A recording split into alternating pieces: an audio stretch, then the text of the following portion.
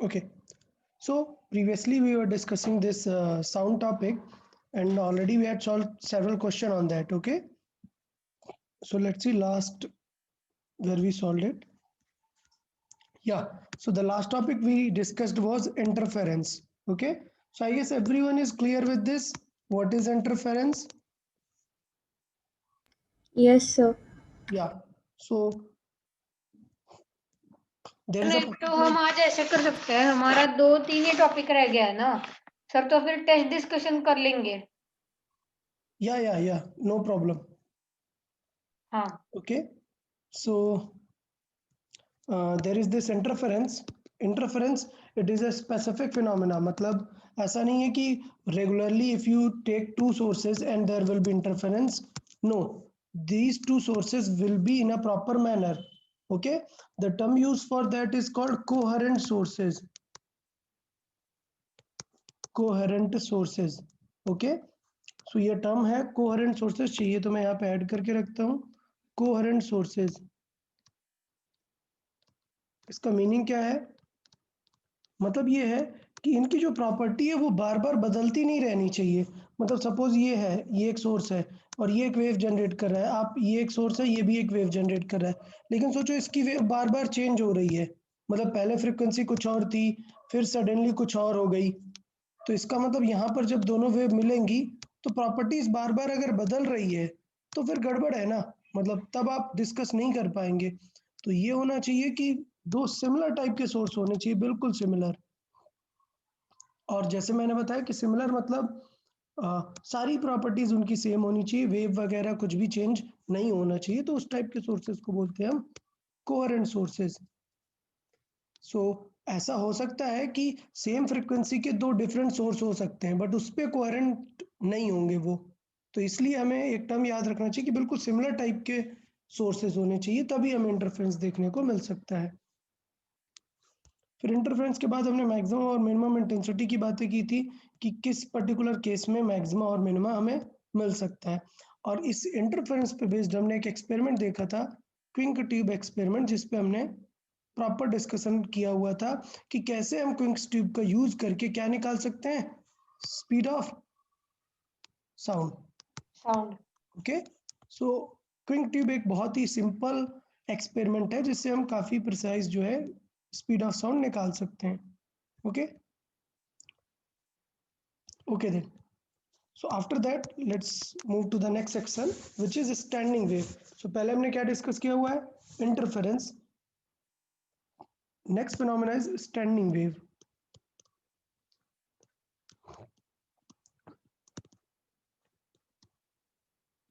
Okay, अब आप सोचोगे यार स्टैंडिंग वेव मतलब वेव तो मूव होती है, इसको स्टैंडिंग वेव क्यों बोल रहे हैं? ठीक है, सो एक और नेम है इसको स्टेशनरी वेव भी बोलते हैं, ऑल्सो नोन एज,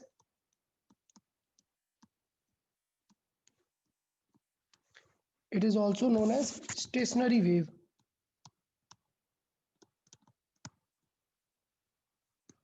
अब देखें ऐसा क्यों होता है, स्टेशनरी वेव मतलब क्या है एग्जैक्टली आप समझें। सपोज मैं आपको एक एक्सपेरिमेंट के थ्रू समझाता हूँ। सपोज यहाँ पर एक रोप है, ठीक है, और आप क्या कर रहे हो, इस रोप पे वेव जनरेट कर रहे हो। समझ आया? आप क्या जनरेट कर रहे हो, इस रोप पे वेव जनरेट कर रहे हो। ठीक, तो ये क्या होगा, ये वेव यहाँ पर एंड पे जाके हिट होगी और रिफ्लेक्ट होगी। यस। ठीक है, अगर ये रिफ्लेक्शन एक पर्टिकुलर टाइप का रिफ्लेक्शन है तो देखें हमें क्या देखने को मिल सकता है। देखें, तो अगर मैं मान रहा हूं कि ये रिफ्लेक्शन एक बहुत ही स्पेसिफिक टाइप का रिफ्लेक्शन है और let's say this blue one is incident wave. ये क्या है, इनिशियल इंसिडेंट, हमारा। या ये इंसिडेंट वाली है। अब यहाँ से जो एक वेव रिफ्लेक्ट होने वाली है, अगर वो वेव हमें पता है कि रिफ्लेक्ट इस तरीके से होगी, ये क्या है, रिफ्लेक्टेड है, तो इसका मतलब क्या होगा, इसका मतलब ये होगा कि ये वेव और ये वेव क्या कर लेगी, कैंसिल आउट हो जाएगी ना। मैच मैच कर लेंगे। मैच मतलब अपोजिट डायरेक्शन में मैच कर रहे हैं ना। ठीक है, तो इसका मतलब ये क्या होगी, कैंसिल आउट हो जाएगी। ठीक है, सोचो अगर ये एंड इतना रिजिड नहीं होता, ये कैसा एंड है, रिजिड एंड है। याद है मैंने आपको बताया था रिजिड एंड की खास बात क्या होती है, याद है आप लोग को? मतलब ज्यादा, हाँ, ये बिल्कुल मूव नहीं होगा, तो बिल्कुल अपोजिट डायरेक्शन में रिफ्लेक्ट करता है। और अगर ये स्मूथ होता तो इस एंड के साथ पे सपोज एक रिंग एक रॉड में आपने रिंग को ऐसे होल्ड करके यहाँ पे वेव जनरेट की, तो क्या होगा कि जब ये रिंग पे वेव आएगी तो ये रिंग भी मूव हो जाएगी ना। अगर रिंग भी मूव हो जाएगी तो वापस रिटर्न में वापस से वो ऐसी ही वेव जनरेट करेगी, बिकॉज रिंग भी ऊपर मूव हो गई है और वापस नीचे आ रही है। ठीक, लेकिन रिजिड में ऐसा नहीं होता है, तो रिजिड में एकदम रिफ्लेक्ट बैक होती है। तो ये आपको देखने को क्या मिल रहा है यहाँ पर? यहाँ पर आपको देखने को मिल रहा है कि ये वेव क्या कर देने वाली है, नलीफाई कर देंगी एक दूसरे को। क्लियर? तो इसलिए इस वेव को क्या बोलते हैं, स्टैंडिंग वेव। समझ आया स्टैंडिंग वेव क्यों बोलते हैं? क्योंकि जो मेन वेव आ रही है वो रिफ्लेक्टेड वेव उसको क्या कर दे रही है, नलीफाई कर दे रही है, इसलिए इस वेव को क्या बोलते हैं, स्टैंडिंग वेव। समझ आया? Yes sir. हाँ, तो आपको अगर फील करना है, नहीं हमें देखना है कि कैसे स्टैंडिंग वेव हम खुद जनरेट कर सकते हैं, तो अगर आपने एक रिफ्लेक्टर यूज किया तो फिर आपको कैंसिल आउट होने लग जाएंगी चीजें, वो आपको दिखेंगी नहीं। तो बेस्ट वे इसको देखने का होता है क्या, बोथ साइड पे फिक्स कर दो एक स्ट्रिंग को। हाँ, ओके, मतलब उसमें ही हाँ, घूमती और रहेगी। इस पे ही वेव जनरेट कर दो, मतलब इसको नीचे कर लो, पुल कर लो नीचे, एकदम टाइट होना चाहिए, टेंशन बहुत हाई होना चाहिए। तो आपको दिखेगा कि ये आपने इस तरफ टाइट किया, तो अब ये यहाँ से रिफ्लेक्ट होके वापस कैसे आ जाएगी, इस टाइप वाली आ ऊपर जाएगी। चली जाएगी। ठीक, तो आपको वेव ऐसे ऐसे नहीं दिखेगी, आपको सिर्फ क्या दिखेगी, up down up down up down, इस टाइप की वेव्स दिखेंगी। और सोचो आप बहुत टाइट कर लो, इसको और ज्यादा टाइट कर लो, तो आपको ये भी फिनोमेना देखने को मिल सकती है कि ये स्ट्रिंग थी और हमने क्या किया, इसे बहुत टाइट कर दिया हुआ है। तो अगर आप इस तरीके से छोड़ दोगे, मतलब नीचे पुल करके आपने इसे छोड़ दिया, तो you might see this sort of scenario also. That means the wave will form two segments. Okay, Clear? आप देख सकते हो बहुत टाइट स्ट्रिंग में, आप देखो थोड़ा सा नीचे करके पुल कर दो, यूजुअली ये हमें दिखेगा, बट एकदम टाइट स्ट्रिंग होल्ड करो कि उसको नीचे डिस्प्लेस करना भी टफ हो, then you will see this type of scenario, and further it will be multiples. Okay, तो ये पॉइंट समझ आया कि रिफ्लेक्टेड ये स्टेशनरी वेव कैसे जनरेट करते हैं, when the waves are reflected from rigid and.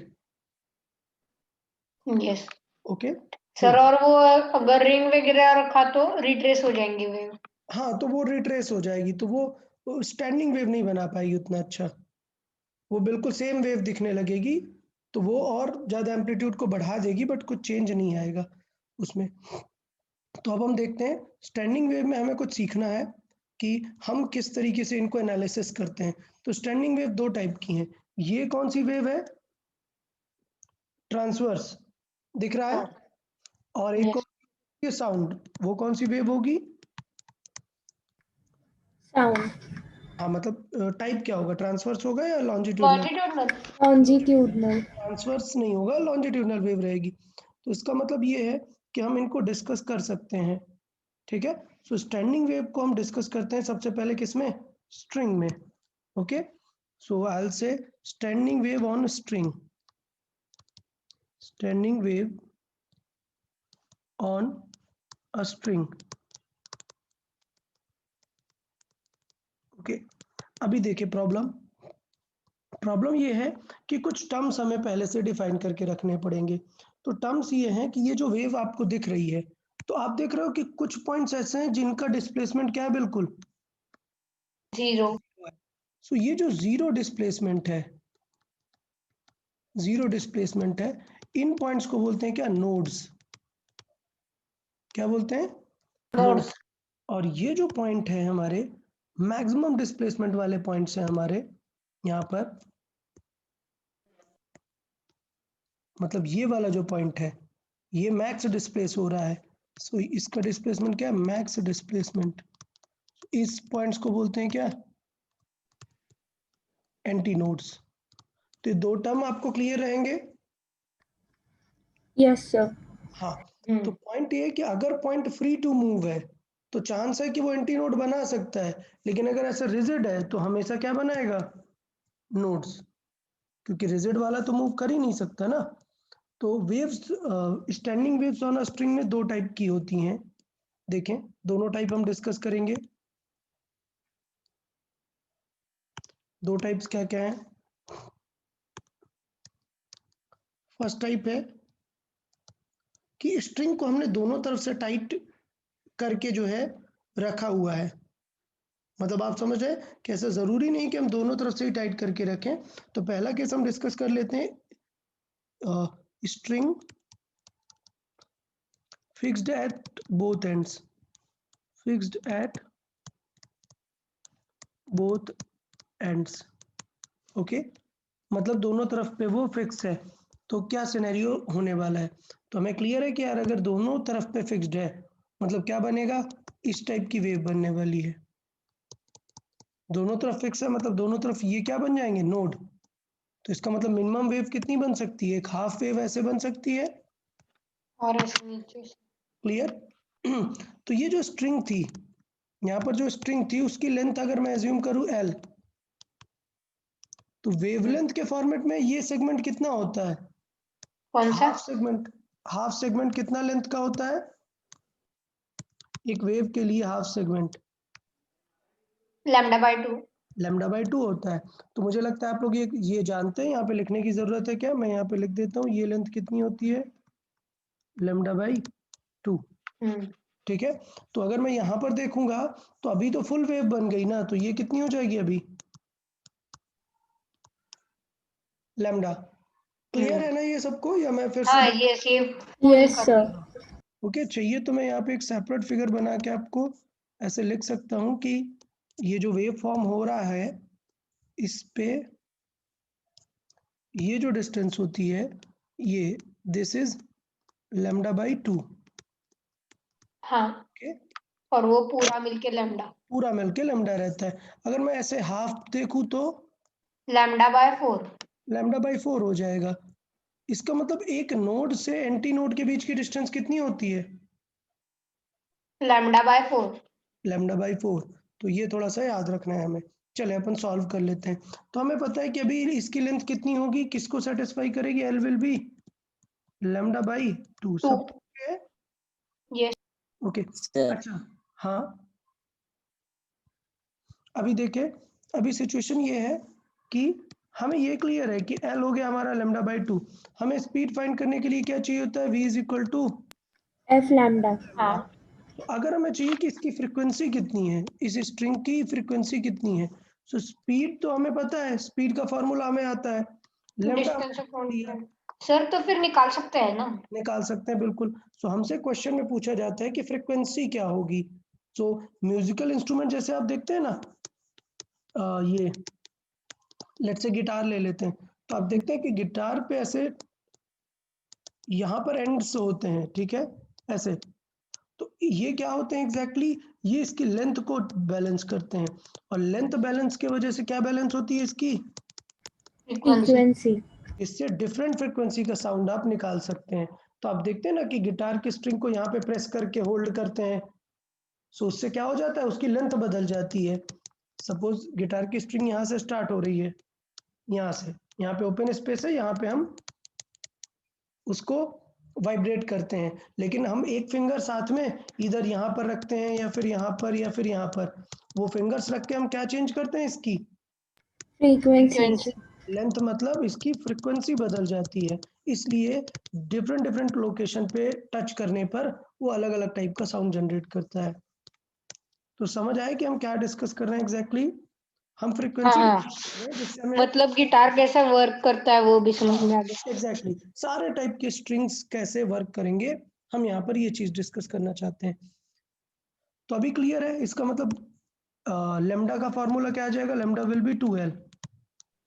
We का फॉर्मूला हमें पता है, स्पीड ऑन अ स्ट्रिंग, बताए क्या फॉर्मूला होता है? Root T by mu. याद है किसी को? Speed on no. A string speed on yes sir. Okay good. So ये फॉर्मूला हो गया, ठीक है। टेंशन, तो अभी याद आ रहा है मैं क्यों बोल रहा था कि टेंशन बहुत ज्यादा होना चाहिए, उसकी वजह से क्या होगी वेव की, वहां पर स्पीड सर ज्यादा। लेकिन ये फॉर्मूला कहाँ पे पढ़ाया था? स्ट्रिंग वेव में पढ़ा है ना, स्पीड ऑफ स्ट्रिंग वेव में। ओके ओके, फिर इस म्यू की बात करें, म्यू क्या है? मीटर। मास, मास पर यूनिट लेंथ। ओके, मास पर यूनिट लेंथ मतलब क्या होगा कि ये है केजी पर मीटर, मतलब एक मीटर की लेंथ का मास कितना है। तो देखो ये अगर कम होगा तभी स्ट्रिंग क्या होगी, स्पीड ज्यादा होगी, मतलब हमें थिन से जितनी थिन लेना पड़ेगा। एग्जैक्टली जो जितनी कुछ थिन भी होगी उतनी ज्यादा अच्छी वाइब्रेट होगी वो। हाँ, अब इतनी थिन नहीं लेना कि वो ब्रेक हो जाए, वो चीज भी कंसिडर करना है, लेकिन हाँ जितनी थिन लेंगे उतना अच्छा स्पीड आपको मिलेगा।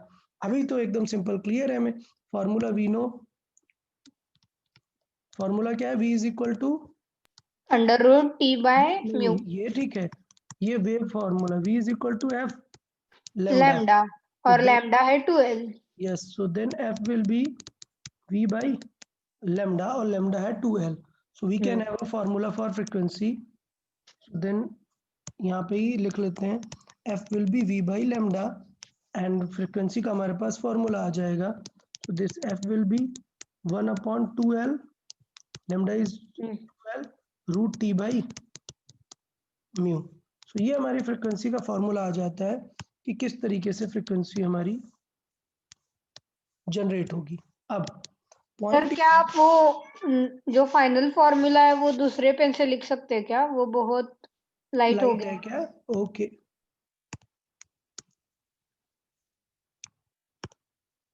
ठीक है। हाँ तो ये सिचुएशन हो गया हमारा कि किस तरीके से स्ट्रिंग वेव में ये जनरेट हो जाती है। तो ये क्या है, ये सबसे बेसिक क्राइटेरिया है ना, ये क्या है, सबसे बेसिक क्राइटेरिया है कि मिनिमम एक वेव तो बनेगी ही ना। ऐसा तो नहीं हो सकता कि आप आधी वेव बनाओ, मिनिमम हाँ, एक तो बनेगी। इसके बाद फिर फुल होगी, फिर एक नेक्स्ट आएगा, नेक्स्ट आएगा, तो ये मिनिमम सिनेरियो है। तो इस वाली फ्रीक्वेंसी को हम क्या बोलते हैं, fundamental frequency, fundamental frequency. Okay, let's say इसे एफ नॉट बोल देते हैं, ये एकदम बेसिक फंडामेंटल फ्रीक्वेंसी है। डन। ओके, तो ये जो फंडामेंटल फ्रीक्वेंसी है इसको हार्मोनिक्स भी बोलते हैं। तो ये जो फंडामेंटल फ्रीक्वेंसी है इसको हम एक और नेम देते हैं क्या, फर्स्ट हार्मोनिक।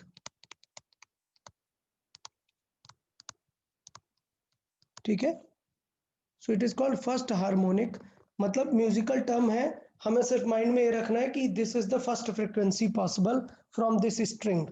ओके, हाँ सर। अच्छा, तो इसका मतलब ये होगा कि फंडामेंटल फ्रीक्वेंसी हो गई, फर्स्ट हार्मोनिक हो गई, तो हम ट्राई करते हैं कि लेट्स से सेकंड हार्मोनिक कब मिलेगी हमें, सेकंड हार्मोनिक। तो हमें तो क्लियर है सेकंड हार्मोनिक मतलब कितनी वेव बनेंगी, 2। 2 वेव। सो 2 वेव्स बना लेते हैं और सेकंड हार्मोनिक का फॉर्मूला देख लेते हैं। सो ये हमारी स्ट्रिंग है और इसमें हमने अभी कितनी वेव्स बना दी, 2 वेव्स 2 बना दी। बना दी। ओके, तो ये हो गई हमारी क्या, 2 सेकंड हार्मोनिक। बट ये लेंथ कितनी होती है अभी, कौन सी? ये, हाँ वो लैम्डा। लैम्डा। तो इसका मतलब अब एल किसके बराबर होगा, लैम्डा लैम्डा के मतलब तो बराबर। इजी हो इसका गया ना मतलब सर। फ्रीक्वेंसी का 1 lambda into √T by mu root T under by, root. ये आ गया। बट इन दोनों में थोड़ा सा एक फीलिंग देखो क्या, कि ये वेव इसका डबल है ना, अगर मैं 2 का मल्टीप्लाई करूंगा तो कट हो जाएगा ना, यस, तो इसका मतलब मैं इसे बोल सकता हूँ it is 2 times of fundamental frequency, इसीलिए इसका नेम क्या है, second harmonic. Second harmonic sir है। तो फिर थर्ड 3 टाइम्स होगा। थर्ड 3 टाइम्स होगा, मैं सॉल्व करके दिखा देता हूँ कि देखें थर्ड हार्मोनिक क्या आ रहा है। तो चेक कर लेते हैं थर्ड हार्मोनिक कैसा आएगा। सो थर्ड हार्मोनिक मतलब अभी 3 वेव्स बनने वाले हैं, तो 3 वेव्स बनने वाले हैं, तो सॉल्व कर लेते हैं। ये स्ट्रिंग है हमारी, इस पे 3 वेव्स बनेंगे, मतलब इस तरीके से, 3 वेव्स नहीं, 3 सेगमेंट्स, क्या इनको क्या 3 बोलते हैं? segments. सेगमेंट्स। तो ये 3 हो सेगमेंट, गए ना 3 सेगमेंट। इसका मतलब 3 सेगमेंट कितने लेंथ के हो जाएंगे? 3 lambda by 2. 3 lambda by 2। Good. So इसका मतलब इस बार L कितना है? It is 3 lambda by 2। Then lambda क्या हो जाएगा? इट विल बी 2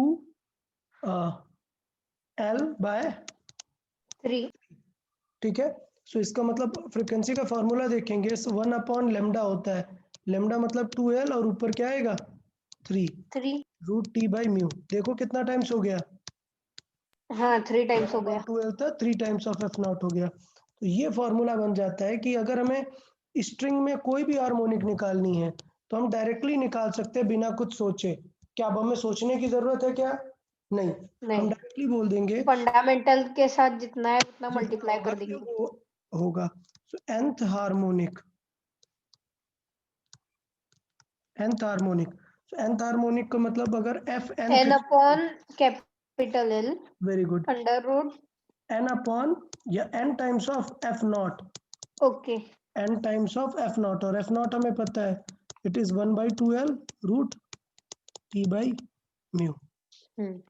ठीक है, तो ये हो जाएगा हमारा nth हार्मोनिक। तो ऐसे क्वेश्चन आ जाते हैं कि एक स्ट्रिंग इस वाले इस नंबर के हार्मोनिक में बताओ हमें कितनी लेंथ चाहिए।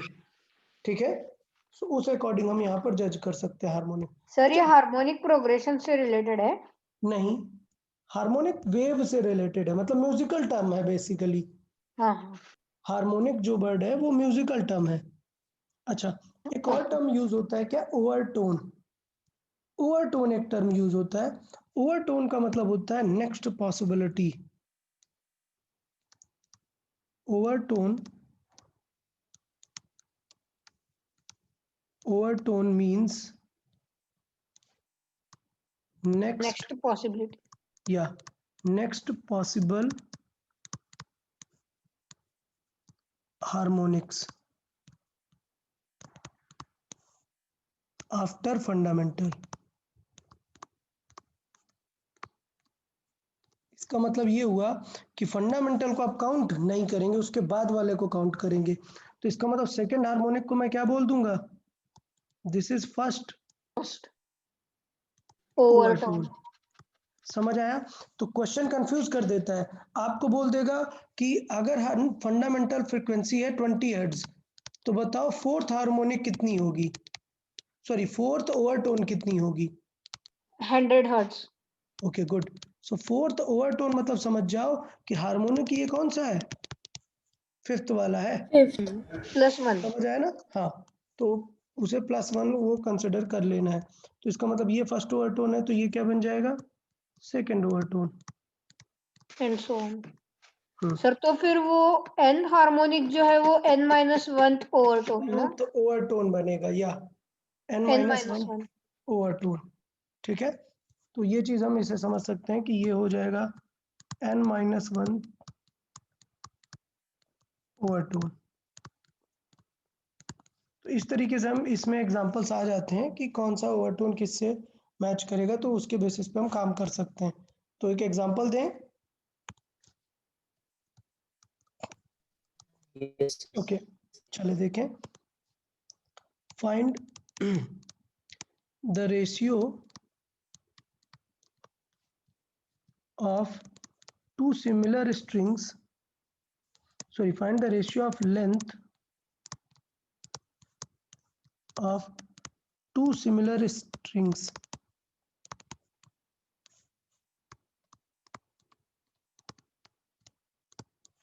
fixed at both ends,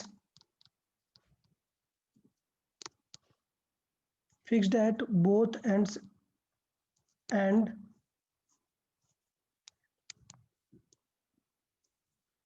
fixed at both ends and resonating in fifth harmonic and seventh overtone और ninth overtone। क्वेश्चन समझ आ गया? नहीं। देखें, दो स्ट्रिंग्स हैं जिनको हम साउंड क्रिएट कर रहे हैं। रेजोनेटिंग मतलब हाँ, same frequency with fifth harmonic, और एक किसमें है? 10th हार्मोनिक में है। हाँ, 9th ओवरटोन में है। तो इसका मतलब ये है कि दोनों का हमें लेंथ का रेशियो चाहिए। तो इसका मतलब क्या चीज सेम है? दोनों सिमिलर स्ट्रिंग्स हैं, मतलब सर रूट T/U वो सेम है दोनों का। ठीक है, तो अब हम इस तरीके से निकाल सकते हैं कि फर्स्ट की फ्रीक्वेंसी कितनी है? फिफ्थ ओवरटोन, मतलब कितनी? सर 5 फिफ्थ टाइम्स, हार्मोनिक है ना? हाँ सॉरी, फिफ्थ हार्मोनिक है। So 5/12 into root T by mu, mu, ये let's say L1। And second कितना है? F2। सो ये कितना हो जाएगा? 9 + 1 होगा ना, 2L2 root T by mu. ठीक है, ये कौन सा है? ये 9th ओवरटोन है। तो इसका मतलब अभी दोनों को कंपेयर कर सकते हैं। सर फिर हम डायरेक्ट टू द 10 नहीं लिख सकते? नहीं, 10 लिख सकते हैं, मैंने अंडरस्टैंडिंग के लिए लिखा हुआ है ओके, कि आपको याद रहे कि वो 10 कहाँ से आ गया। अभी सडनली 10 लिख दूंगा तो नेक्स्ट टाइम रिवीजन में आप सोचोगे सर वो 10 कहाँ से आ गया। हाँ, सर फिर हम वो 10 को 2 से कैंसिल कर देंगे ना? अरे नहीं करो यार, ये 2 दोनों कैंसिल हो जाएंगे खुद। ठीक है, okay. They are resonating in fifth and harmonic with same tuning fork. मतलब फ्रीक्वेंसी भी सेम हो गया। एग्जैक्टली, तो दोनों की फ्रीक्वेंसी कैसी है? सेम है। same, ठीक है, so both are in resonating with the same tuning fork because so then F1 must be equal to F2। F2, जब ये लिखेंगे अभी तो सब कुछ कैंसिल आउट हो जाएगा, तो इसलिए आपको अभी कैंसिल करने की ज़रूरत नहीं थी। ये क्या आ जाएगा? 10/2L2 root T by mu. So then solve करके क्या आ जाएगा? सर रूट T/म्यू चला गया। दोनों कैंसिल आउट, 2L भी गए। 2 भी गया, L नहीं गया भाई। L1 L2 अलग है ना? L1 L2 अलग है, वही निकालना है बस। ओके, सो इसका मतलब L1 बाई L2 कितना आ जाएगा? L2 equals 2L1। 5/10, that means 1/2 आ जाएगा दोनों का रेशियो। मतलब सेकेंड वाली स्ट्रिंग लॉन्ग है। ठीक है, तो अभी yes sir, आइडिया है कि कैसे यूज करना है दोनों को, मतलब ये टर्म्स को। बस और कुछ इसमें टफ नहीं होता, ये टर्म्स यूज करना ही टफ होता है। सो मुझे लगता है आप लोग को string fixed at both ends का अच्छे से समझ आ गया। हाँ, यस यस। yes sir, अब देख लेते हैं कि अगर string fixed at one and है सिर्फ। Okay, so string free at one and कर देते हैं। एक string free at one and, मतलब क्या हो गया? मतलब ये कंफर्म हो गया कि अब ये स्ट्रिंग कुछ इस टाइप की है, दूसरे तरफ फिक्स नहीं है। तो यार ये बताओ, अगर दूसरे तरफ फिक्स नहीं है तो ये तो कंफर्म है कि इसे क्या बनना पड़ेगा? नोड। तो लेकिन फिर एंटी नोड नहीं है, इधर का पॉइंट बनेगा। ये नोड भी, ये क्या बनेगा? ओपन है ना, तो ये नोड हाँ, नहीं, तो एंटी नोड। एंटी नोड बनेगा। सो इसका मतलब ये है कि बताओ अगर ये एंटी नोड बनेगा तो सबसे मिनिमम पॉसिबिलिटी क्या हो सकती है वेव की? सो सबसे minimum possibility λ/4। 4। Yes, so first anti node मिलता है हमें यहाँ पर। नेक्स्ट एंटी नोड कहाँ पर मिलेगा? हाँ, उधर यहाँ पर। ट्रफ में, फर्स्ट ठीक है, ट्रफ में। हाँ, तो ये सिचुएशन होगी। तो इसका मतलब अब जो स्टर्निंग वेव इसमें बन रही होगी वो उसका सिर्फ 1/4 होगा। थोड़ा सा इसे छोटा कर देते हैं। ओके, सो ये एंटी नोड है। सो इसका मतलब अभी जो वेव बन रही होगी वो सिर्फ 1/4 सेगमेंट ही बन रहा होगा। डन, बिकॉज वहां पे हमें एंटी नोड बनाना है इसलिए। ठीक है, तो ये सिचुएशन हमें यहाँ पर समझ आ गई कि यहाँ पे एंटी नोड बनेगा। मतलब इस बार लेंथ कितनी हो जाएगी? सिर्फ λ/4। λ/4। तो काम बन जाएगा, कोई टेंशन थोड़े है। हमें पता चल गया कि L कितना है, λ/4। इससे कम हो सकता है क्या? नहीं, नो पॉसिबिलिटी नहीं है, मतलब लैम्डा किसके जितना होगा, 4L, उधर 12 था, इधर 4L हो गया। v वाला फॉर्मूला लगा सकते हैं, तो f इज इक्वल टू क्या आ जाएगा, v बाई लैम्डा। कितना है, v का तो है हमारे पास हाँ, t बाय इसका म्यू मतलब अंडर रूट। By mu. इसका मतलब ये होगा कि अब हम बोल सकते हैं कि ये हमारी क्या बन जाएगी, फंडामेंटल फ्रीक्वेंसी। f not. ठीक है, तो ये हो जाएगी हमारी क्या, एफ नॉट और फंडामेंटल फ्रीक्वेंसी। तो आपको अगर याद हो प्रीवियस वाले की फंडामेंटल कितनी थी, 1/12 1 था by ना 2L 1/12, तो किसकी वाली फंडामेंटल ज्यादा है, सर, उसकी ही ज्यादा है। पहले वाली।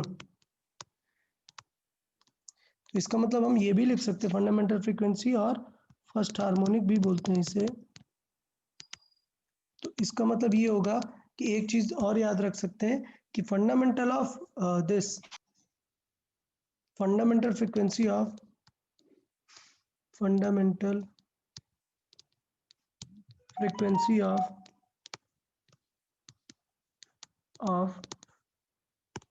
एफ फिक्स्ड, फिक्स्ड मतलब दोनों तरफ फिक्स्ड।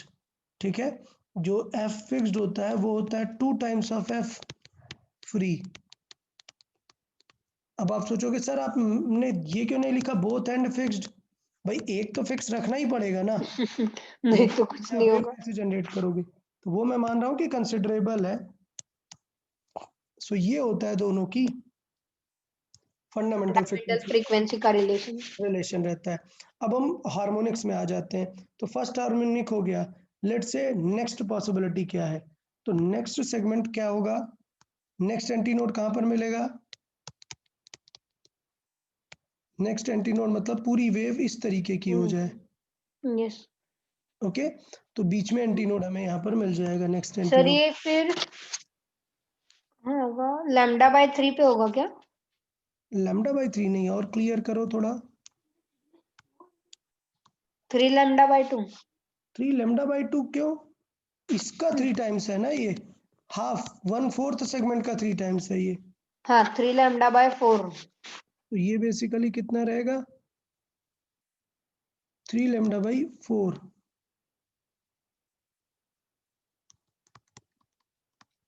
ठीक है, सो बेसिकली स्ट्रिंग यहाँ पर रहेगी, ये अपना बनेगा नेक्स्ट पॉसिबल एंटी नोड, तो ये नोड और ये नेक्स्ट पॉसिबल एंटी नोड, सो ये अपना हो गया anti node.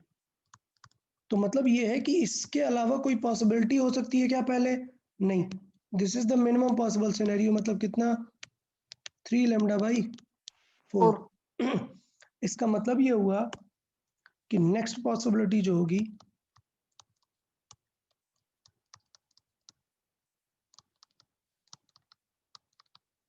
Okay, so next possibility क्या है हमारे पास, सो नेक्स्ट पॉसिबिलिटी के एल कितना हो जाए, 3 λ/4, सो लेमडा कितना हो जाएगा, 4l/3।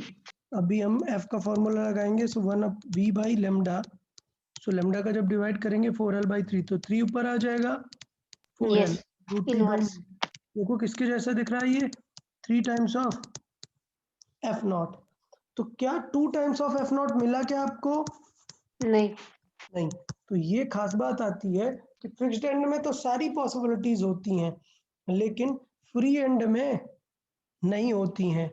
तो इसका मतलब ये f इज इक्वल टू कितना बन जाएगा, 3f0 √t/μ।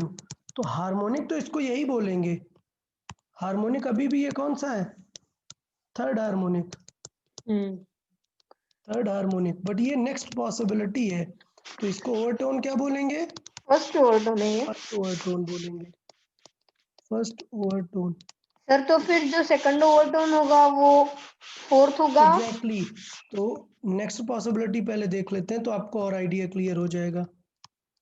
Next possibility,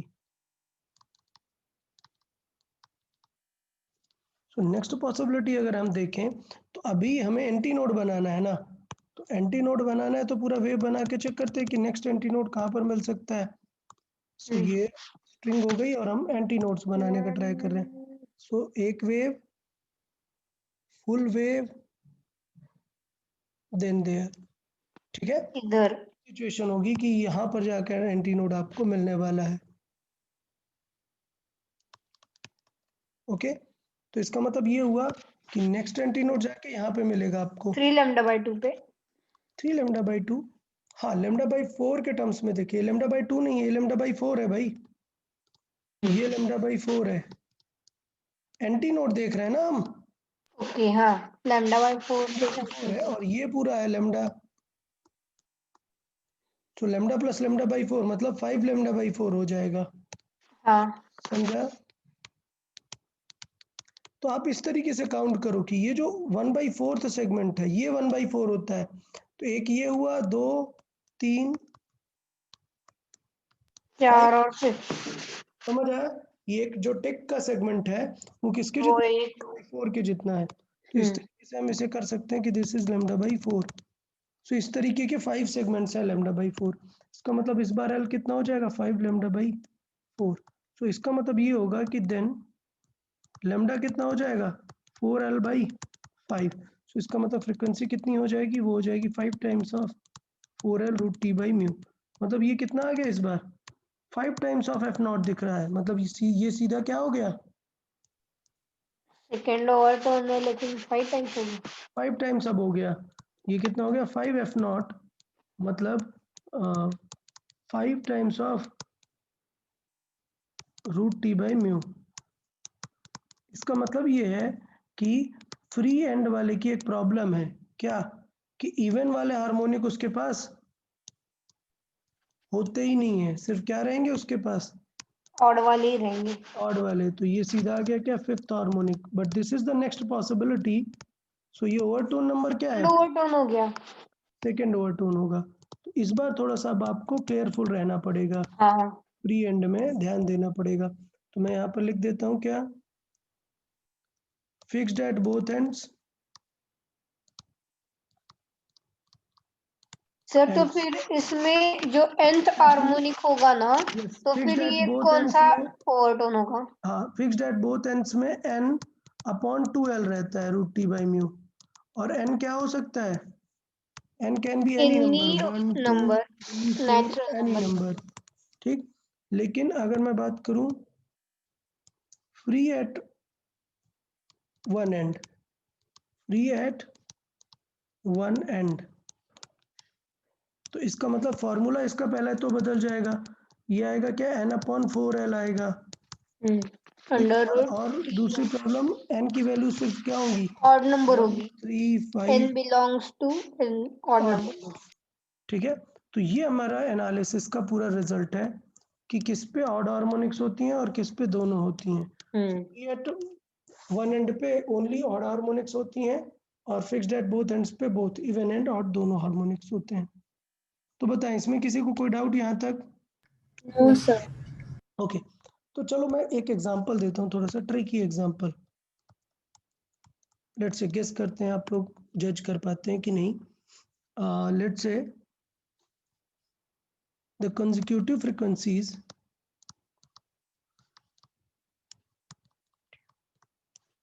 harmonics or frequencies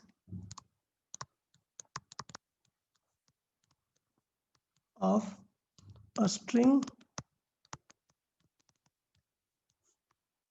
are, let's say consecutive frequencies are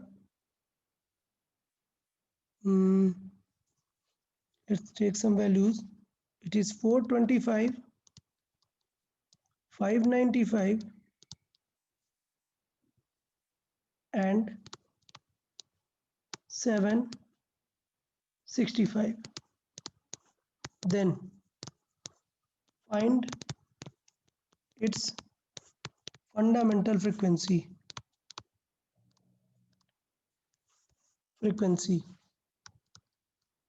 okay.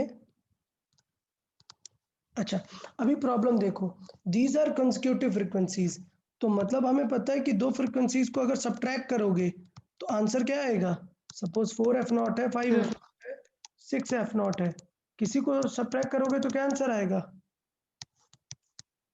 1. 1 नहीं, f0 Sorry, F0. ओके। तो इसका मतलब सब्ट्रैक्ट करके आंसर आ जाना चाहिए, बट प्रॉब्लम ये है कि अगर ये कौन सी स्ट्रिंग होती, फ्री होती तब तब गड़बड़ होती है। तब गड़बड़ हो जाता है ना, आंसर 2f नॉट आता। हाँ मतलब ये कि we are not sure for this, so मैं पहले लिखूंगा कि फिक्स्ड एट बोथ एंड्स।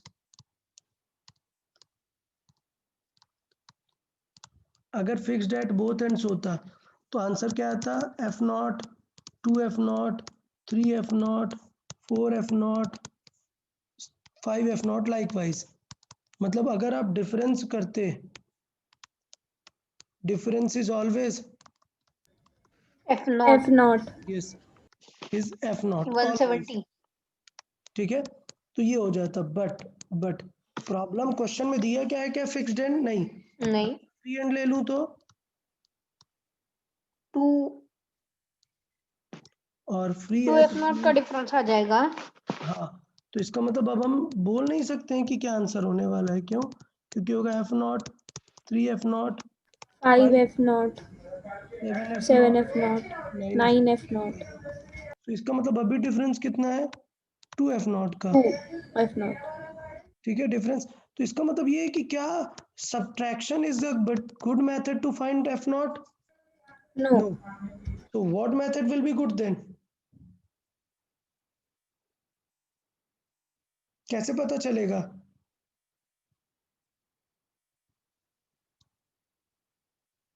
कैसे पता चलेगा, सर वेव्स को ड्रॉ करके जज करेंगे।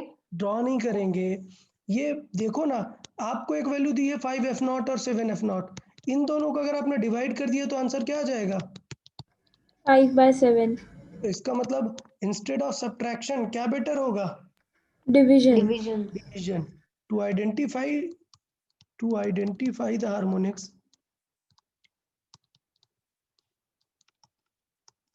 Division is best.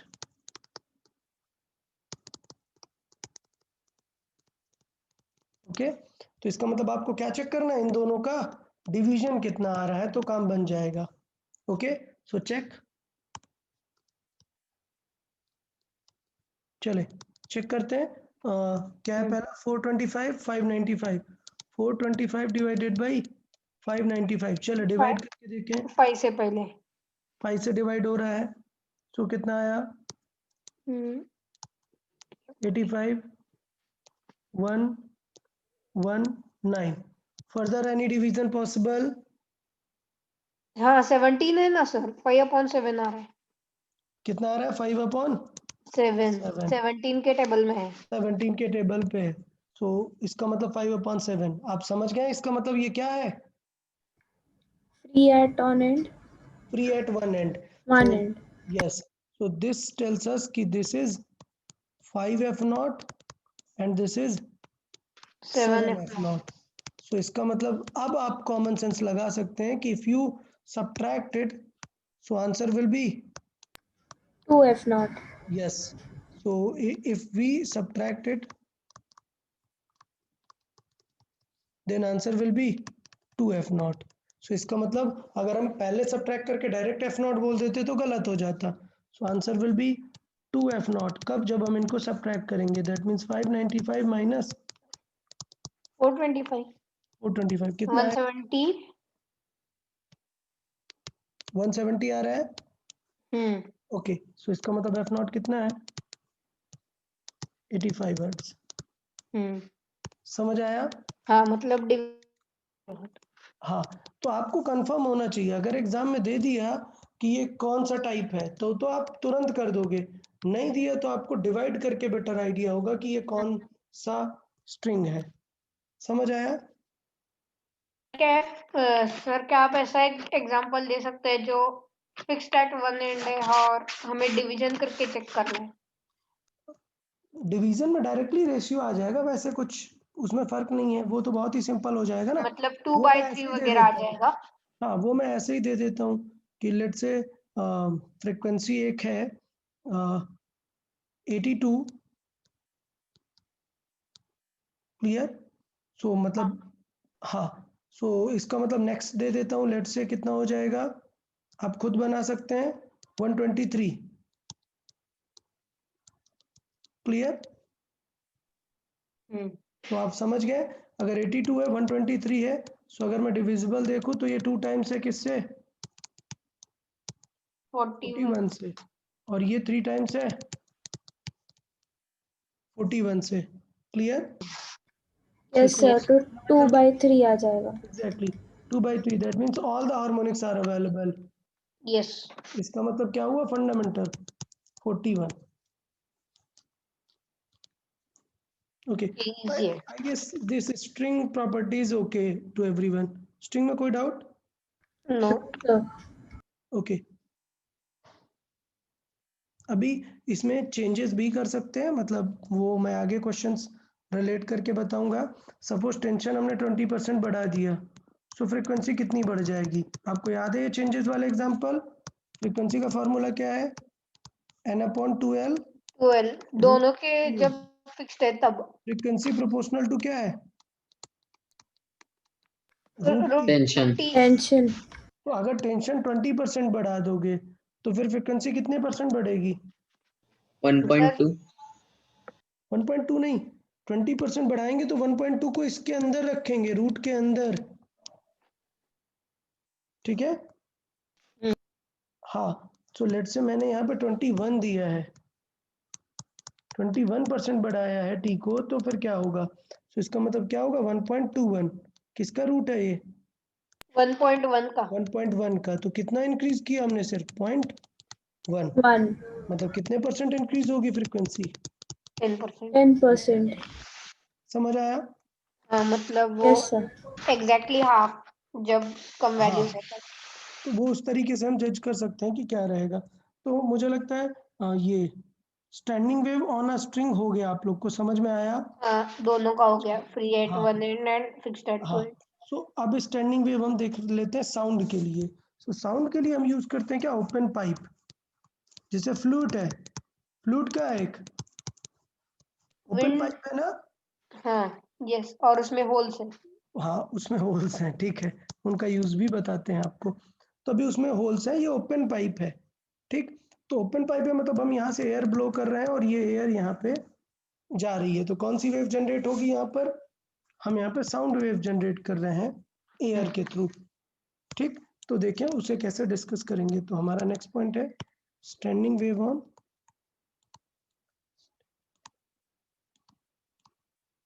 Standing waves on air column बोलते हैं इनको, ठीक है, एयर कॉलम। तो एयर कॉलम भी दो टाइप के हो सकते हैं, एक पीछे से लॉक हो और या तो फिर पीछे से ओपन हो। अच्छा, एयर कॉलम अगर दोनों तरफ क्लोज कर दिए तो क्या कोई सिग्निफिकेंस बनता है क्या क्या? कुछ भी नहीं कर नहीं, सकते। वो एयर ही कहाँ से फिर पास होगी? तो इसलिए एयर को जैसे स्ट्रिंग में एक तरफ फिक्स होना कंपलसरी है, वैसे एयर कॉलम में एक तरफ ओपन होना कंपलसरी है, हाँ, ठीक है। तो चलिए डिस्कस कर लेते हैं। लेट से हम बात करते हैं क्लोज ऑर्गन पाइप। इनको एयर कॉलम को क्या बोलते हैं? ऑर्गन पाइप भी बोलते हैं। ओके। एयर कॉलम को हम बोलते हैं ऑर्गन पाइप,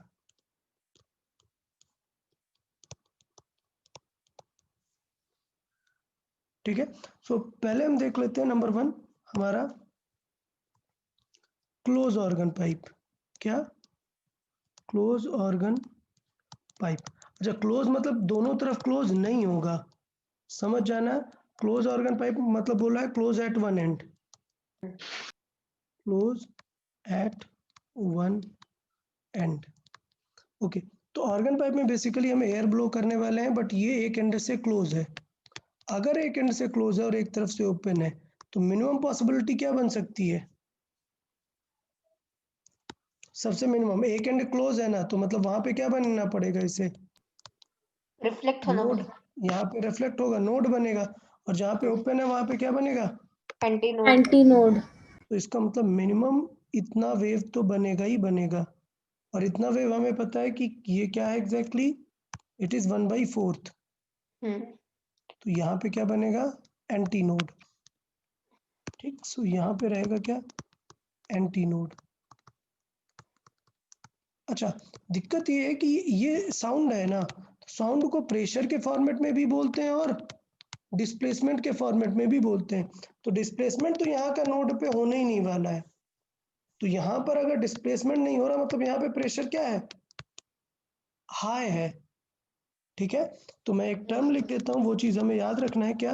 नोड मतलब डिस्प्लेसमेंट कितना है? 0 डिस्प्लेसमेंट, बट नोड मतलब 0 डिस्प्लेसमेंट एंड प्रेशर क्या होना चाहिए इसका मतलब वहां पर? मैक्सिमम। यस, मैक्स प्रेशर, क्योंकि सब एक जगह आएंगे but exactly. Okay, then antinode मतलब मैक्सिमम डिस्प्लेसमेंट और एंड प्रेशर मिनिमम मिनिमम, या रेयरफैक्शन होगा।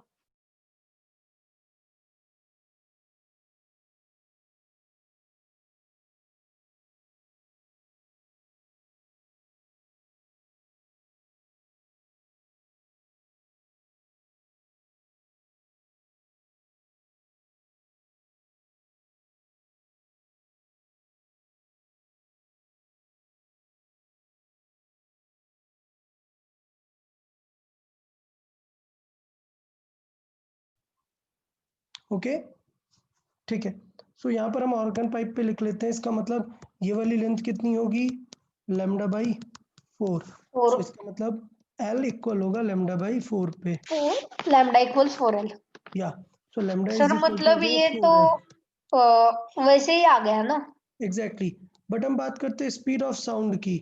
सो यहाँ पे कौन मूव कर रहा है? स्ट्रिंग तो है नहीं, speed of sound. So speed of sound मतलब अब उसका फॉर्मूला लिखने की जरूरत नहीं है, हमें पता है कि let's say speed of sound v है, नोन वैल्यू है, ठीक ओके। है, क्योंकि एयर में हमें पता है साउंड की स्पीड क्या होती है।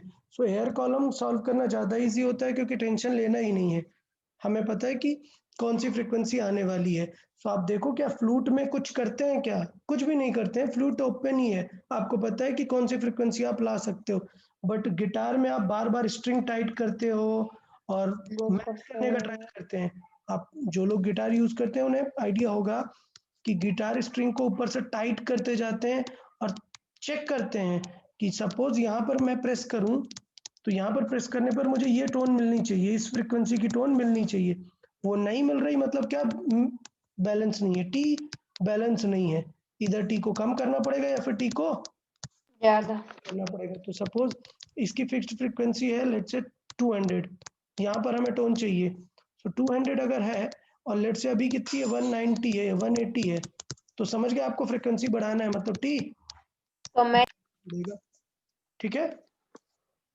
बढ़ाना है।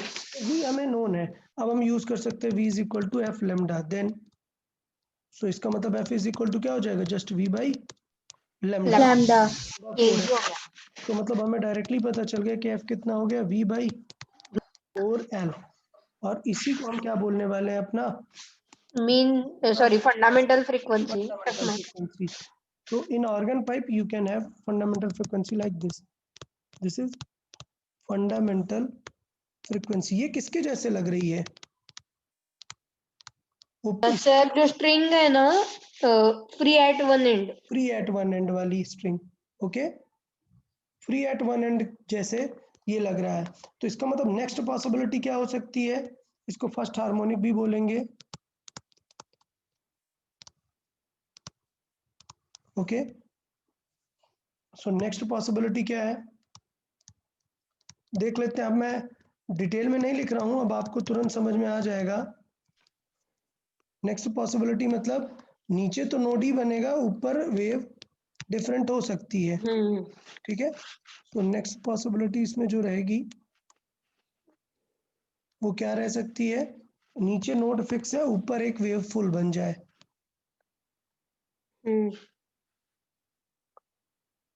इस टाइप में, ओके। हाँ मतलब मतलब ये इसके होगा, भी ऑड ही आएंगे।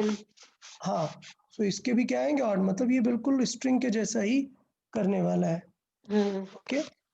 सो इसका मतलब ये हो गया कि ओके, मैंने ज़्यादा बना दिए, मैंने ज़्यादा एंड बना दिए। नेक्स्ट पॉसिबिलिटी होगी थर्ड वाला हार्मोनिक ना, मतलब लाइक दिस, ओके, ये 3 लैम्डा बाई 4 हो जाएगा वहाँ पर। सो अब आपको आइडिया लग गया कि ये लेंथ हमारी कितनी हो जाएगी? This will be 3 lambda by 4, okay. So ये हो जाएगी हमारी नेक्स्ट पॉसिबिलिटी। तो मुझे डायरेक्टली लिख देता हूँ, इतना सॉल्व करने की वैसे ज़रूरत नहीं है। L is equal to 3 lambda by 4 है, मतलब आप समझ गए। Then F will be 3 times of V by 4L, मतलब 3 टाइम्स ऑफ फंडामेंटल, मतलब कौन से हार्मोनिक हो गई ये? थर्ड वाली। ये क्या हो जाएगी? Third harmonic. हार्मोनिक। और ओवरटोन नंबर फर्स्ट। ओके, तो इसका मतलब अगर हमें ओपन ऑर्गन पाइप में देखना है तो ओपन ऑर्गन पाइप में मैं डायरेक्टली लिख सकता हूँ, ओपन ऑर्गन पाइप में nth हार्मोनिक कैसे लिखेंगे? nth हार्मोनिक, तो nth हार्मोनिक कैसे लिखेंगे? n V by 4L। Clear? और इसका मतलब हुआ ये n टाइम्स ऑफ फंडामेंटल है, बट यहाँ पर प्रॉब्लम क्या है हमारे पास कि n कैसा हो सकता है? सिर्फ odd. Yeah so where n can be 1 3 5 7। Like this. तो समझ आया ये बिल्कुल किसके जैसा मैच कर रहा है? फ्री स्ट्रिंग के जैसा। 3818। ओके, अब आपको समझाता हूँ कि फ्लूट का एग्जैक्टली यूज क्या है। तो आप देखते हो फ्लूट में ये ग्रूव्स बने होते हैं। अच्छा, इनिशियली जब आप देखो, जब आप कुछ भी एकदम सिंपल टोन निकाल रहे होते हो यहाँ से, सो क्या करते हैं, मतलब कुछ भी इसे लॉक नहीं करते, तो मतलब क्या होती है, एयर पूरा फुल लेंथ यूज होती है ये वाली एल, क्योंकि नेक्स्ट टाइम एयर कहाँ से वापस जाने वाली है? यहाँ से। ठीक, तो अगर हम यहाँ से अपना फिंगर्स हटा देते हैं, अभी ऑल क्लोज है, यहाँ से फिंगर हटा देते हैं, तो इसका मतलब ये हुआ ये फ्लूट अभी लेंथ और ज़्यादा है। पहले एयर यहाँ से निकल रही थी, लेकिन अब एयर कहाँ से निकलने लगेगी? यहाँ से। तो लेंथ क्या हो गई? कम हो गई ना, तो फ्रीक्वेंसी क्या हो गई? ज़्यादा। ज़्यादा हो गई। तो यहाँ से स्टार्ट होता है सरगम, यहाँ पे स्टार्ट होगा सा, फिर नेक्स्ट अगर आपने होल से फिंगर हटा दी तो क्या स्टार्ट होगा? रा। रे।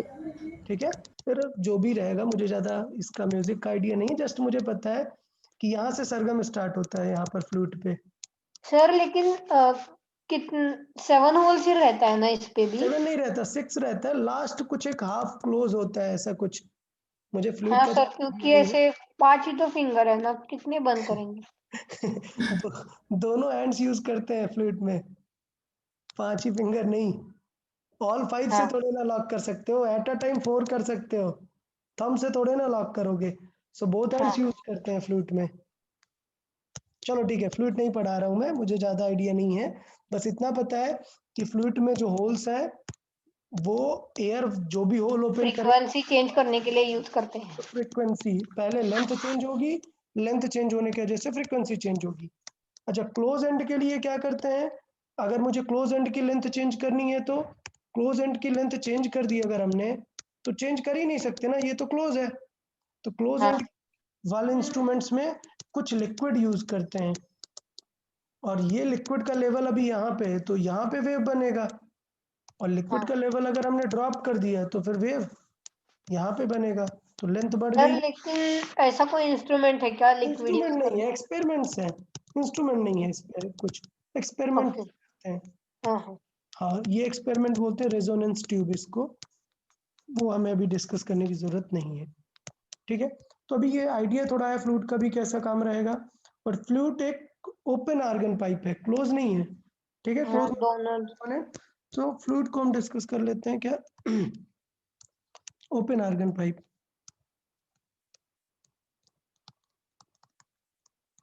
Okay, open at both ends. Okay, just a minute.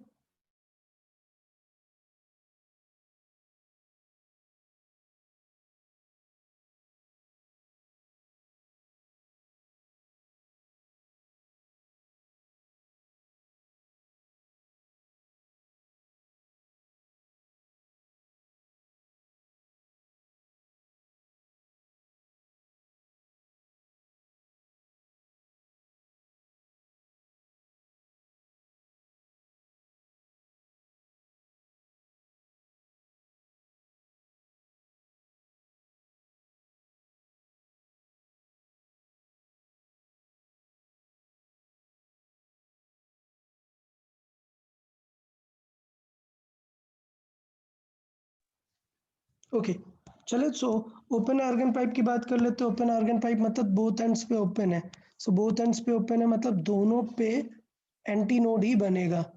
सो अब दो एंटी नोड अकेले आ ही नहीं सकता ना, सो दो एंटी नोड कहीं तो चाहिए। नोड कहीं तो चाहिए ही होगा। सो बीच में पक्का नोड बनेगा। ओके, सो बीच में यहाँ पर नोड बनेगा। सो मुझे पता है कि एक नोड से एंटी नोड के बीच की डिस्टेंस है λ/4, नीचे भी λ/4, तो टोटल मिला के कितनी हो जाएगी? λ/2 हो गया। λ/2 हो जाएगा। सो ये बिल्कुल बन जाएगा क्या? फिक्स्ड एंड जैसा बन जाएगा। हाँ यस। फर्क ये है कि फिक्स्ड एंड स्ट्रिंग में एंड पे क्या बन रहे थे? लेकिन इधर उल्टा हो रहा है। इधर उल्टा होगा, यहाँ पे एंड्स पे क्या बनेंगे? Anti nodes. लेकिन लेंथ वाइज कोई टेंशन नहीं है, आंसर अभी भी क्या आएगा? λ/2। हाँ, और लैम्डा इक्वल्स 12। या L इज इक्वल टू λ/2, यानी λ is equal to 2L। 2L। हम बना सकते हैं F विल बी V/2L, और जिसे हम क्या बोलेंगे? फंडामेंटल। तो अब मैं इस पे पूरे इस तरीके से ड्राइंग को कंसिडर कर रहा हूँ। ये हमारा क्या हो गया? फंडामेंटल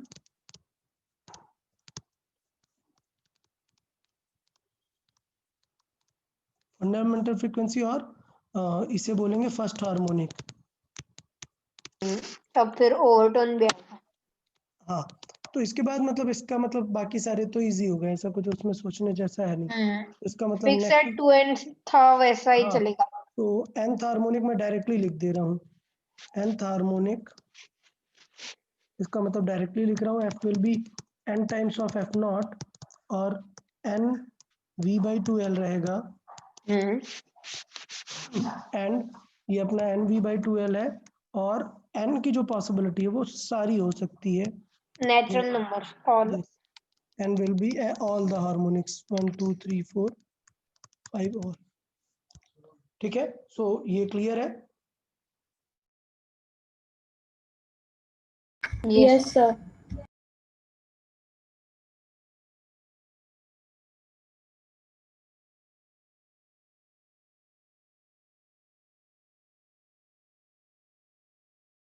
सर जैसे आपने फिक्स एट 2 एंड्स में बताया था ना कि हाँ जो ओवरटोन nth ओवरटोन है वो n-1 हार्मोनिक होगा। हाँ हाँ, तो वैसे सर फ्री एट 1 एंड में क्या होगा? वहां पे तो अब आपको फिर कंपेयर करना पड़ेगा ना, तो बना लेते हैं, मैथमेटिकल एक्सप्रेशन बना लेते हैं। ओके, चलो यहाँ पे मैं बना देता हूँ। अगर nth हार्मोनिक है तो ओवरटोन नंबर क्या होगा, तो मैं यहाँ पे लिख देता हूँ for nth harmonic, nth harmonic के लिए कौन सा ओवरटोन होगा? सो 3 के लिए क्या है? 1। ओके, 5 के लिए क्या आएगा? 2। सो 7 के लिए क्या आएगा? 3। तो इसका मतलब आने 4 का वाला है, डिफरेंस है क्या? हाँ नहीं बढ़ रहा है सर, हाँ, प्रोग्रेशन हो रहा है। नहीं वो तो बढ़ रहा है। इसे हम इस तरीके से कर सकते हैं कि nth ओवरटोन का मतलब कौन सी हार्मोनिक है ये बता सकते हैं। So for nth overtone it will B 2n+1 harmonic. हाँ समझा? ओके, तो अब आपको जज करना पड़ेगा कि ये किसका मल्टीप्लाई है, और उसमें 1 सब्ट्रैक्ट करके कर लेना है। ठीक है, तो अगर आपको इसका उल्टा सॉल्व करना है कि लेट से आपको गिवन है कि nth हार्मोनिक है और आपको चाहिए कि ओवरटोन कौन सा है, तो इसको भी हम जज कर सकते हैं। देखें, तो इसका मतलब ये हुआ कि अगर ये nth हार्मोनिक गिवन है और हमें क्या फाइंड करना है? ओवरटोन। तो ये भी लिख लेते हैं, it will B for nth harmonic, harmonic overtone will be n n/2 -1/2। Okay, और क्लियर है फिर ये आपको? हाँ, यस। ओके, चले, तो इस तरीके से हम इसको भी जज कर सकते हैं। ये हमें यहाँ पर हो गया फर्स्ट हार्मोनिक, तो फिर आप ओवरटोन भी इसमें समझ गए। क्लियर? इसमें सारे अवेलेबल रहेंगे, सिर्फ n+1 और n-1 का ध्यान देना है। डन यार यहाँ तक? Yes Yes, sir. ओके, तो इस पे कुछ क्वेश्चंस दे दें। चलिए एक ट्राई कर लेते हैं, इस पे भी एक क्वेश्चन ट्राई कर लेते हैं।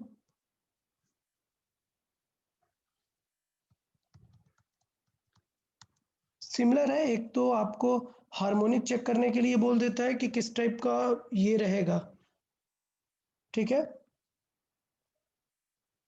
मतलब एक पहला सेगमेंट क्वेश्चन का कैसा हो सकता है हार्मोनिक को लेके, कि ये इस टाइप का हार्मोनिक है, क्या सिचुएशन रहेगा। दूसरा रह सकता है कंपेयर कराने का, कि मतलब रेशो चाहिए। हाँ सेम ट्यूनिंग फॉर्क से साउंड क्रिएट कर रहे हैं, तो क्या सिनेरियो हो सकता है। मतलब ये जो हम साउंड क्रिएट करते हैं ये कैसे करते हैं, ट्यूनिंग फॉर्क से। सो इसका मतलब हम फ्रिक्वेंसी फिक्स करके रखते हैं, फिर देखते हैं कि डिफरेंट डिफरेंट ट्यूनिंग फॉर्क के लिए क्या क्या फ्रिक्वेंसी जनरेट हो रही हैं।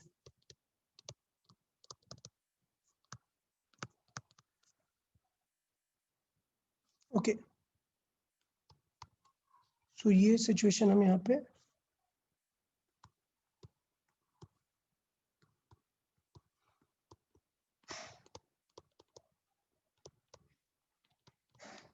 ओके देखें।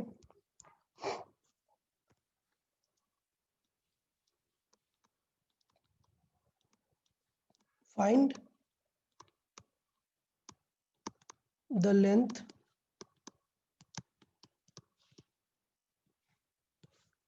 of two organ pipes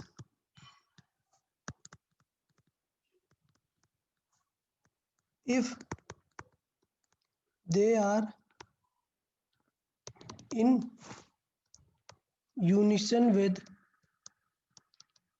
a tuning fork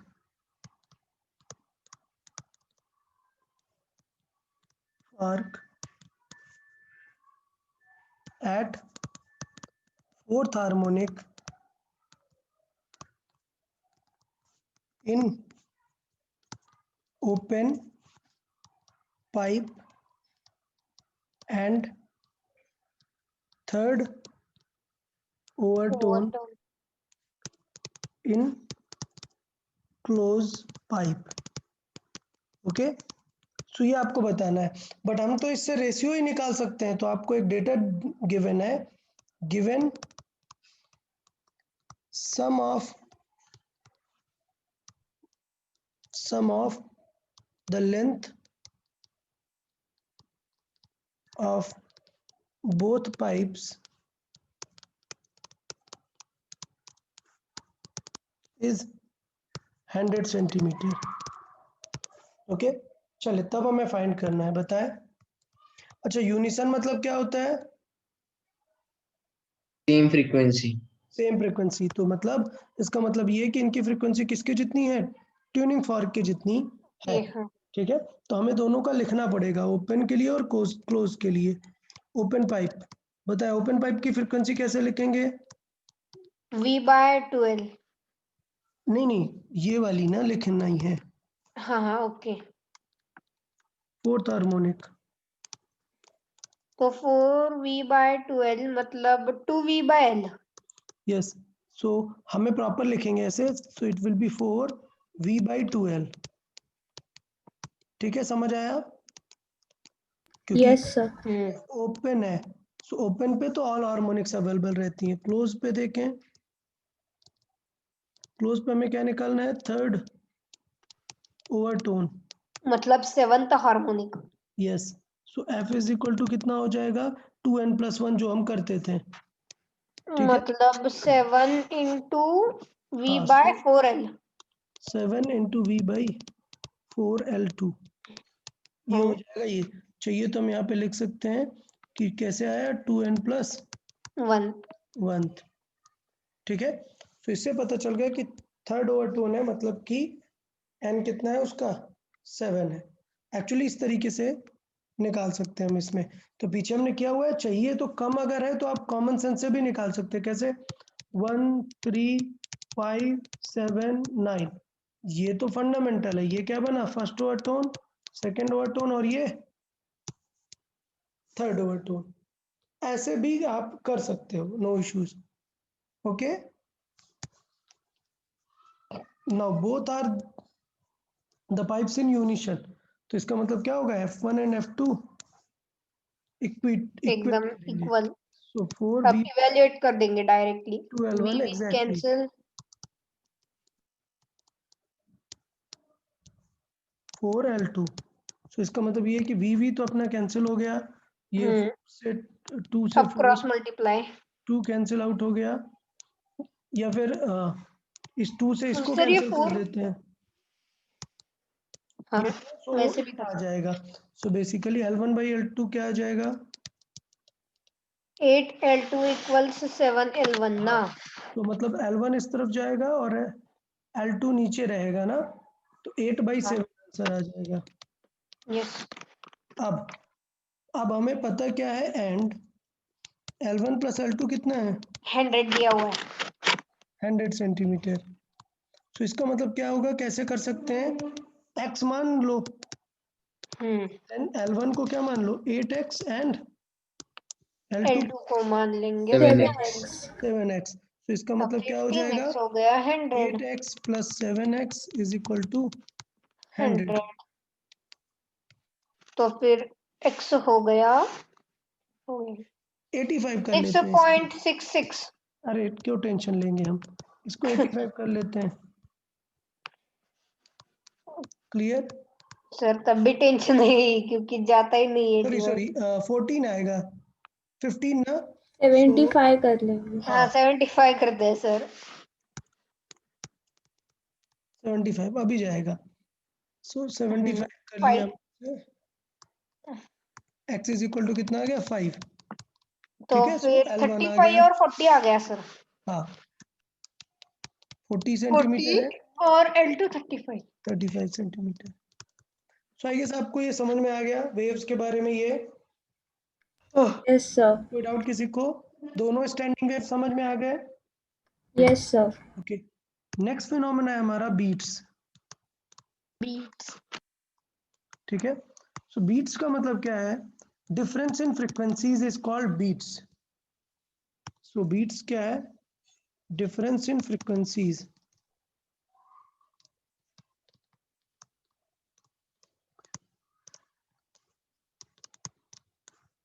is heard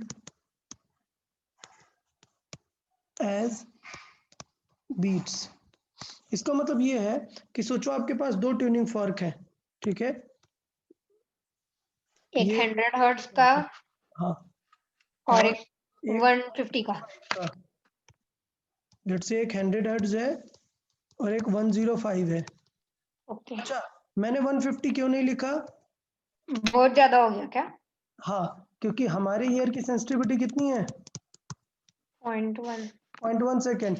तो अगर सेम चीज आपको टाइम पीरियड कितना आ जाए है 1 सेकेंड, मतलब फ्रीक्वेंसी कितनी 10 हर्ट्ज, इससे बड़ा डिफरेंस अगर आ गया तो आप डिफरेंस डिटेक्ट ही नहीं कर पाओगे।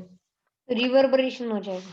हाँ, तो इसका मतलब ये हो जाएगा कि आप वो सेम ट्यून डिफरेंस कर ही नहीं पाओगे, तो आप बीट्स सुन ही नहीं पाओगे। तो बीट्स मेंटेन किया जाता है कि 10 से कम रहे। इसका मतलब ये नहीं बीट्स निकाल नहीं सकते, निकाल सकते हैं, ऐसा कुछ प्रॉब्लम नहीं है। सो बीट्स आइडेंटिफिकेशन में प्रॉब्लम आ जाएगा। हम नहीं सेंस कर पाएंगे उसे, but beats will be there. So ये होता है F1 डिफरेंस F2। ठीक है, डिफरेंस मतलब हमें नेगेटिव नहीं लेके आ जाना है, मैग्नीट्यूड लिखना है हमें हमेशा। ठीक है, so these are called beats, और बीट फ्रीक्वेंसी भी बोलते हैं इसे, बीट फ्रीक्वेंसी। तो ट्यूनिंग फॉर्क की एक प्रॉब्लम है, ट्यूनिंग फॉर्क को क्या कर सकते हैं, थोड़ा बहुत फ्रीक्वेंसी चेंज कर सकते हैं ना। अगर हमने मास बढ़ा दी है तो फ्रीक्वेंसी क्या हो जाएगी, ट्यूनिंग फॉर्क के लिए, ट्यूनिंग फॉर्क का अगर हमने मास बढ़ा दिया तो फ्रीक्वेंसी कम होगी या ज़्यादा, ट्यूनिंग फॉर्क है, हमने इसमें ऑयल डाल दिया तो अब इसकी फ्रीक्वेंसी ज़्यादा हो जाएगी या कम,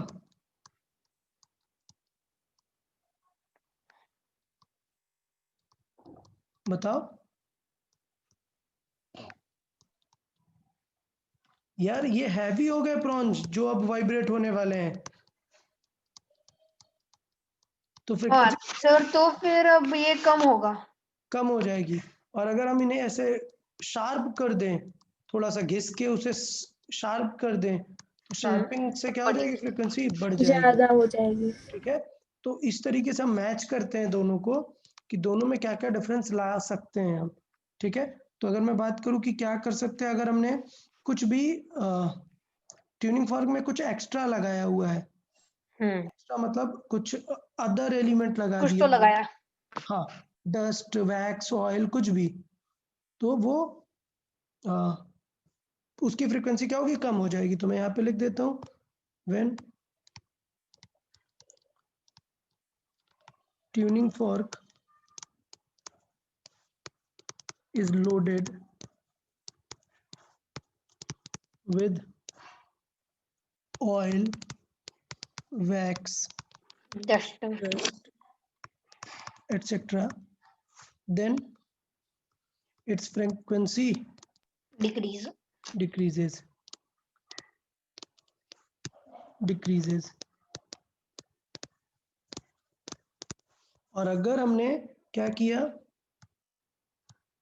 पॉलिश किया पॉलिश नहीं, तो हाँ घिसने को क्या? मतलब हाँ, किसी तरीके से उसको कुछ भी मतलब फाइलिंग की, कुछ भी मतलब उसको घिस दिया अगर हमने, रब फाइंडिंग किया, किया। तो हाँ, इफ शाइनिंग वी अगर करने लग गया तो फाइंड देगा। So when tuning fork is cut short, अगर उसे कट कर दिया थोड़ा सा, और चैम्पर्ड, सर चैम्पर्ड मतलब चैम्फरिंग मतलब एजेस पे ऐसा थोड़ा सा घिस के हटा देते हैं ना, वो नाइफ से हल्का सा हाँ हाँ हाँ शार्पनिंग करने के लिए। ओके। हाँ, सो चैम्पर्ड और फाइल्ड, फिल्ड और फाइल्ड में डिफरेंस होता है। यहाँ पे फाइलिंग का मतलब होगा सिंगल एल, मतलब उसको घिस रहे हैं हम, ठीक है, और फिल्ड मतलब कुछ लगा दिया हमने एक्स्ट्रा, भर देने का। ठीक है, then its frequency increases, then sir एक और डाउट है, अगर हमने वेव का फ्रीक्वेंसी बढ़ा दिया, डबल कर दिया, तो स्पीड भी डबल ही होगा ना? नहीं यार, क्या बात कर रहे हो, तीनों में रिलेशन बताया था ना, v is equal to F lambda में क्या चीज होता हाँ है, फ्रीक्वेंसी। ये सोर्स पे डिपेंड करती है कि आप अगर उसकी प्रॉपर्टीज चेंज करोगे तो चेंज हो जाएगा। v किस पे डिपेंड करता है, मीडियम। किस मीडियम पे जा रहे हो, तो अगर एक सेम मिनट। मीडियम सब कुछ सेम ले रहे हो तो v नहीं बदलेगा, कौन बदल जाएगा, वेवलेंथ। हाँ, ठीक है। हाँ सर, ये ऐसा कुछ तो था टेस्ट में, एक ही मिनट। हाँ अरे इट्स ओके, टेस्ट पेपर में आई definitely will upload the solution soon, okay, in 1 or 2 day I'll upload the solution for all, हाँ। okay. नो सर, मैंने स्पीड डबल होगा करके लिखा था और एक हुआ है। Okay, just send it to the WhatsApp, okay, send it to me, हाँ, I'll स्क्रीनशॉट see. सेंड करता हूँ।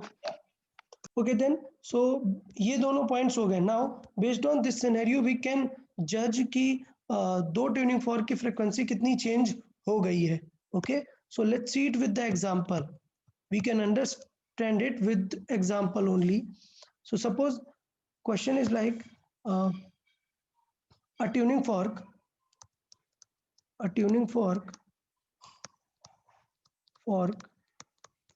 let's say A, उसका नेम क्या है, A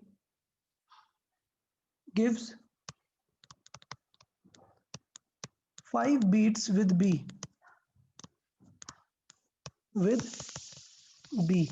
okay, so tuning fork A, it gives 5 beats with B, okay, of frequency, B की frequency कितनी है, let's say of frequency 295 hertz,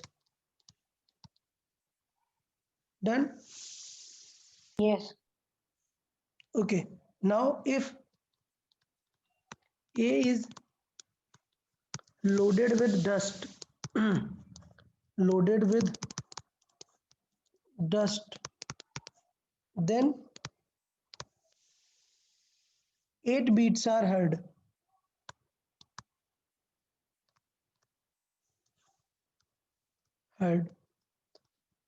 Then find the frequency of this. ए ना Yeah. Sir initial चाहिए या final? Final नहीं, initial, original. Sir 290 hertz होगा। हाँ, dust तो बाद में हम सही कर देंगे ना। So then find the frequency of A. ठीक है, तो देखिए इसे कैसे अप्रोच करते हैं।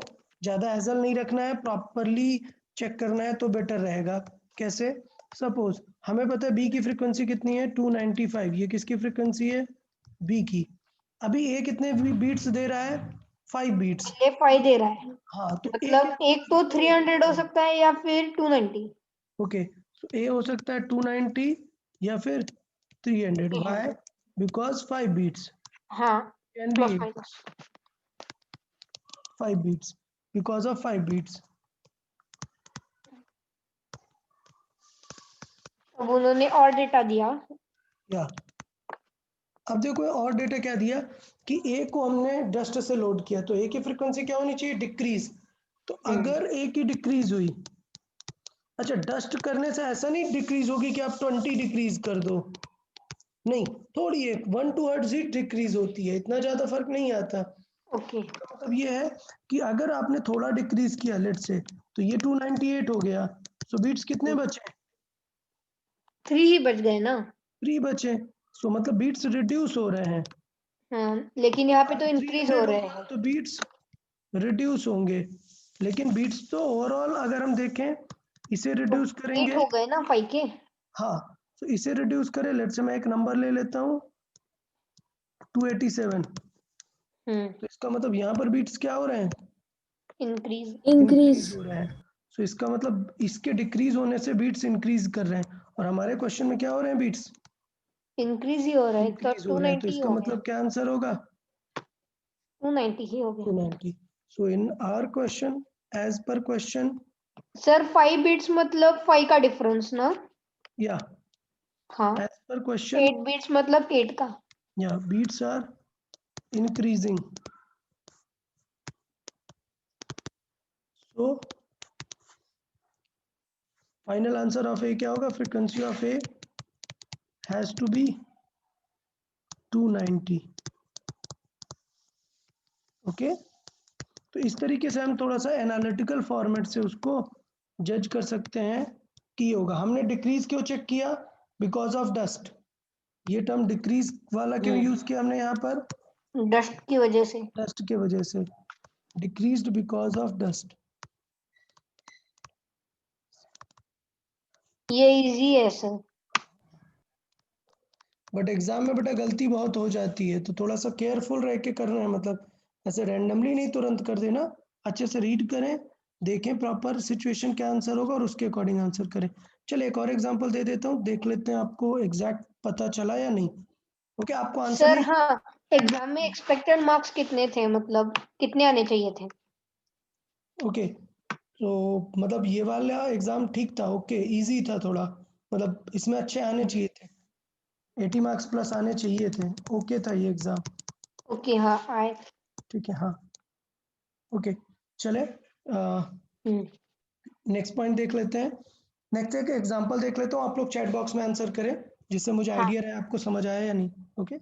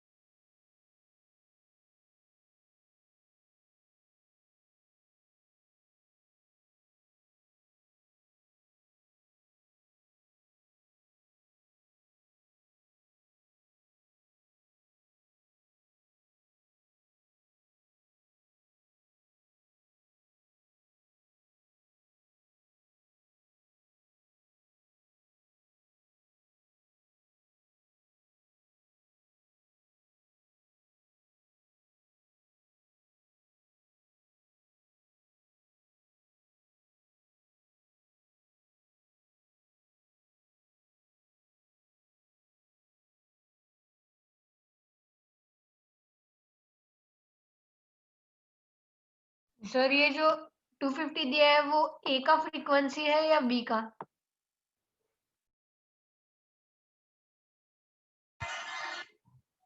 ए का फ्रीक्वेंसी है।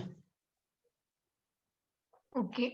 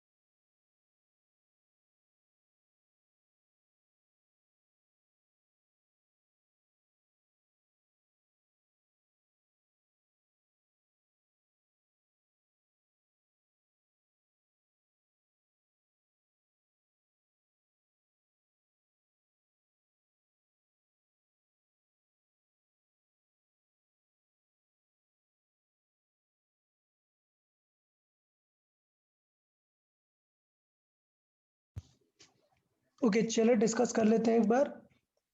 जैसे हमने बात की कि दो है हमारे पास, ए है और बी है, ठीक है। चले चेक कर लेते हैं। एक ए की फ्रीक्वेंसी कितनी है? 250 है। ये किसकी है? ए की।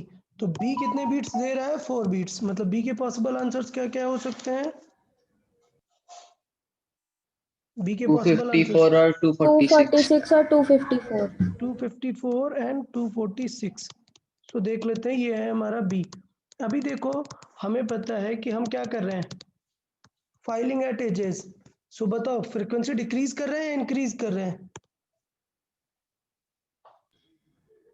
सर इंक्रीज कर रहे हैं। इंक्रीज कर रहे हैं। Increase. इट इज, हाँ, इंक्रीज कर रहे हैं। तो अगर हमने इसको इंक्रीज कर दिया तो प्रॉब्लम क्या हो जाएगी कि अगर 254 को इंक्रीज किया तो इसका मतलब और ज्यादा गैप बढ़ जाएगा ना। सो इसका मतलब इस केस में क्या होगा, बीट्स इंक्रीज करेंगे, बीट्स भी क्या होंगे, इंक्रीज करेंगे। जबकि इस केस में क्या होने लगेगा, बीट्स डिक्रीज। डिक्रीज होगा। और हमें क्वेश्चन में क्या दिया है, बीट्स डिक्रीज आर ही हो नाउ रहे हैं बीट्स। Increase 2 डिक्रीज हो bits. रहा है। So beats are decreasing as beats are decreasing.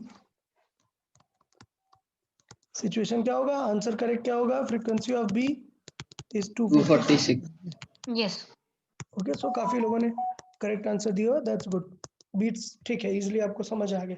तो यहाँ तक हमारा सिनेरियो था। साउंड पे जो हमें दो एक्स्ट्रा पार्ट कंप्लीट करने थे वो हमारा कंप्लीट होता है यहाँ से। नेक्स्ट लेक्चर से हम नया टॉपिक स्टार्ट करेंगे, हीट। ओके,